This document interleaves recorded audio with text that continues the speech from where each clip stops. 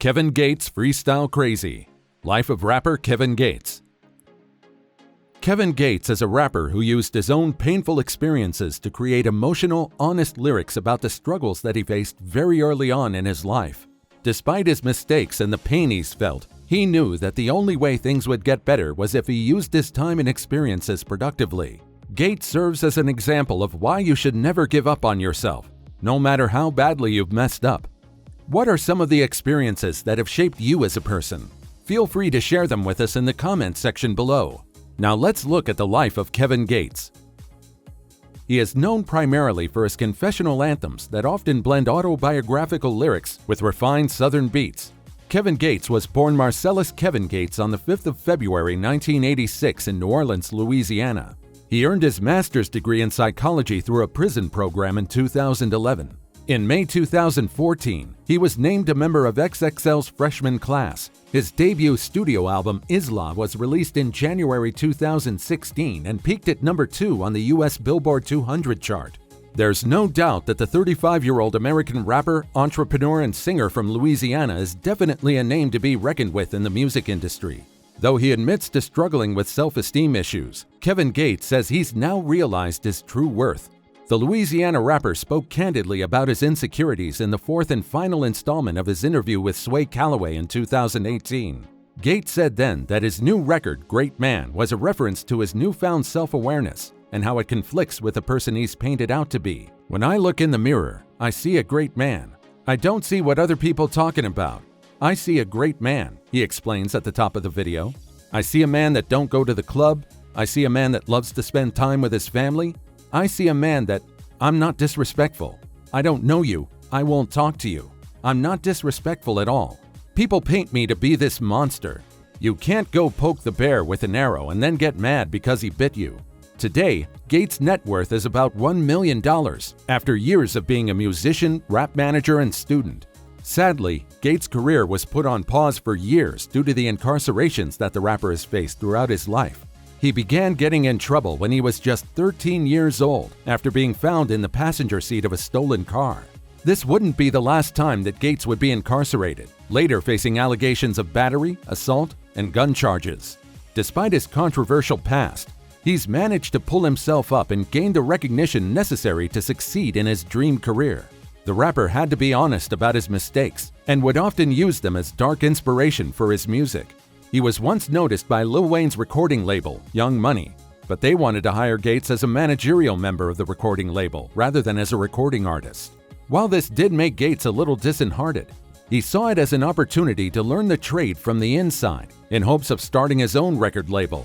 Before Young Money took him in as a manager, he had been assigned rapper for Dead Game Records in 2007.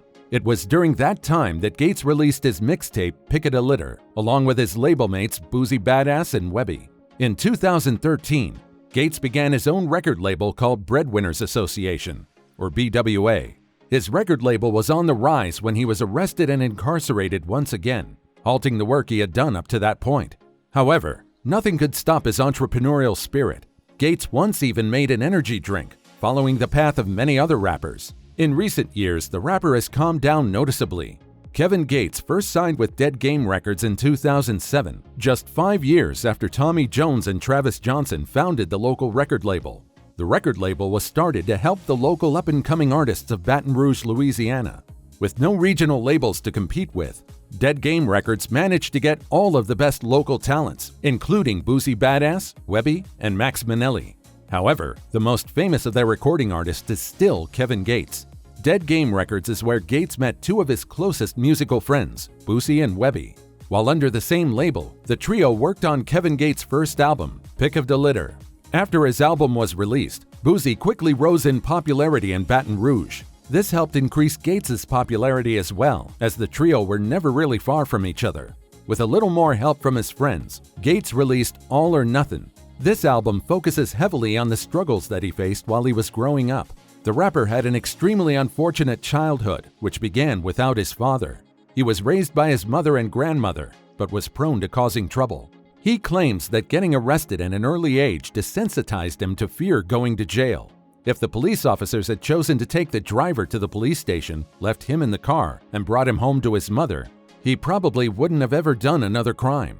In All or Nothing, the rapper soulfully laments about the tragic childhood that he grew up with and how he wonders if things could have been different. Although his first two mixtapes didn't find much commercial success outside of Baton Rouge, his success was enough to keep him afloat. However, trouble arose when Gates and Boosie were both charged with crimes simultaneously. This was the first major halt of his career. He was convicted for being a felon with a firearm and was surrounded by dangerous controlled substances. Gates could have faced 10 to 15 years in prison, but only served 31 months in jail and was released on good behavior. While in prison from 2008 to 2011, Kevin Gates completed his master's in psychology through a prison program. He also took this time to find mentors who would help him better himself. Once he was released from prison in 2011, he began working on his next biggest mixtape, Make 'Em Believe, which would release the following year. Make 'Em Believe was the album that caught the eye of Lil Wayne's record label, Young Money. Gates was incredibly excited to join the Young Money team, but he didn't realize they wanted him as a member of their managerial wing rather than a recording artist. Although it felt like a painful blow at first, Kevin Gates quickly realized that this was the stepping stone he needed to succeed. While it may not have been the direct path to stardom that Gates was hoping for, deciding to see the managerial position with Young Money as a learning experience was the best decision he ever made. While working for Young Money, Gates discovered the work and dedication that it would take to run his own recording label. If he owned the recording label, he could produce his own music. And after an inspirational talk with Birdman, Gates knew what he needed to do. Later that same year, he released the Luca Brasi story on his own, and the mixtape was given high critical acclaim. This led to Gates being discovered by Atlantic Records, who helped him release Stranger Than Fiction. Stranger Than Fiction is what brought Gates the most fame, reaching number 17 on the Billboard 200 in 2013. He was on a roll in 2013, and even went on to start his own record label, Breadwinners Association.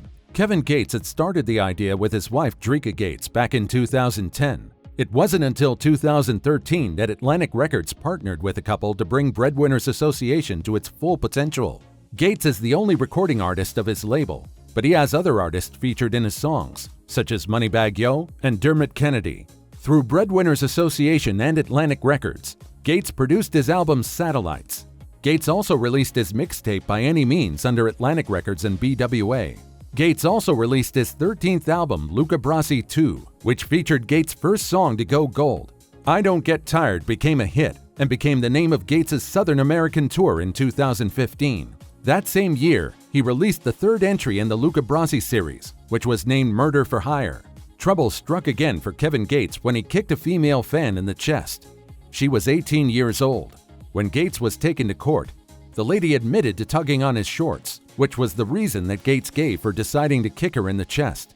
He was sentenced to 180 days in the Polk County Jail. After serving jail time, Gates announced his newest album, Islah. No matter what else happens, Gates always kept moving forward. In 2015, Kevin and Drika Gates made the public announcement about converting to Islam after visiting Mecca for Hajj. Mecca is the holiest city in the Islamic faith, and followers make a pilgrimage there during Hajj. Once there, Kevin Gates was invited to touch and kiss the black stone as part of the Tawaf ritual. The black stone dates back to the times of Adam and Eve, and it's considered an honor to touch or even visit. The rapper was moved to tears by the honor and acceptance he felt on the trip. This helped inspire and empower him for the journey he'd go on with his album, Islah. Islah was a massive success thanks to his loyal fan base. In 2016, it outsold 25 by Adele, This Is Acting by Sia, and 9 Track Mind by Charlie Puth. Gates had landed in the number 2 spot for the most popular album in the United States. Nobody expected the album to do as well as it did, especially after the controversy of the rapper's startling confession that he had dated his cousin knowingly for 2 years.